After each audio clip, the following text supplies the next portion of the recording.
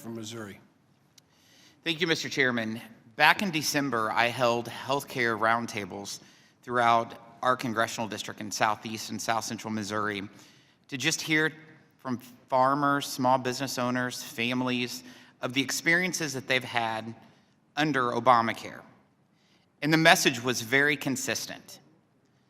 Forcing citizens to buy a product they simply didn't want or suffer a tax penalty is un-American. Especially when in many cases that product is too expensive and not adequate.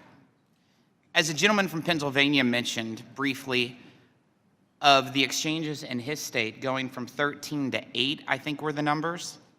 Out of the 30 counties in the 8th Congressional District of Missouri, individuals who are forced under the individual mandate, you know what their options are? Out of 30 counties, 26 of those 30 counties has one choice. Looks like adequate options. Absolutely not. Take the case of Doug from Southeast Missouri. He's a 61-year-old divorced cabinet maker who helps his 20-year-old daughter and ex-wife pay for their health insurance. Doug started a small business just over 3 years ago. He wrote me, this is what he wrote. My business is beginning to be profitable. However, with startup cost and normal business cost, cash flow, etc., there is nothing left of the budget for my personal health insurance. I've been without coverage for 2.5 years.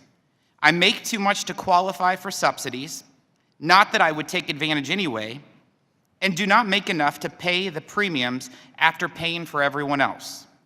The ACA penalty adds injury to insult. Insult because the whole mandated mess is unconstitutional. An injury because I usually have to take out yet another business loan to pay my income taxes after the ACA penalty. I checked prices for insurance for a 61-year-old man in his county of Missouri, and it is somewhere in the neighborhood of $900 a month. That's more than the typical rent payment in Southeast Missouri, and would likely represent one of the largest expenses he'd be paying. So who is the policy really helping, I ask? It's definitely not the lower and middle class in Southeast Missouri. The mandate targets individuals, but it also hurts the health care facilities and hospitals who help serve them.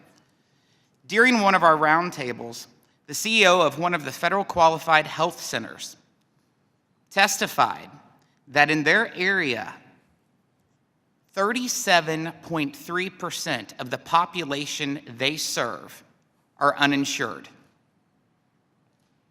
But yet everyone's required to have health insurance under the individual mandate. The mandate was designed to address uncompensated care, but it didn't. Here's the bottom line. Obamacare's individual mandate has failed. Special enrollment periods and exemptions by the Obama administration created an environment that goes completely against the idea of a mandate. That created an unfair burden on facilities in my district that offer care to low-income individuals. My question is to Mr. Miller. Your testimony highlighted weak enforcement and weak compliance as challenges with the individual mandate. Can you explain in more detail how the individual mandate harms the low and middle income people it was supposedly designed to help?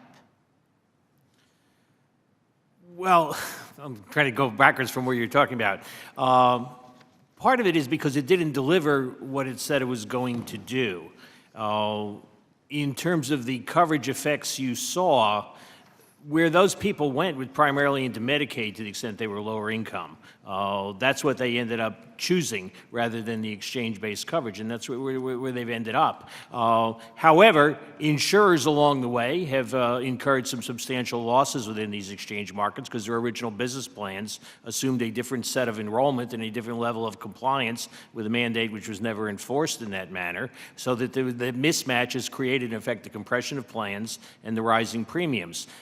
There are other distinctions along the way. Some of the statements that have been made about about the scope of uncompensated care costs. If you look at the past historical record, vastly exaggerated. Now, this law has a lot of moving parts. We took away some of the funding for that uncompensated care on the assumption it was going to be made up for by the increased enrollment. That didn't match up. We've had behavioral changes which indicate that people who are nominally insured are still going to emergency rooms anyway. So it's hard to isolate the mandate alone along this broader mosaic of basically a floundering law which has many different theories behind it that don't work out in practice.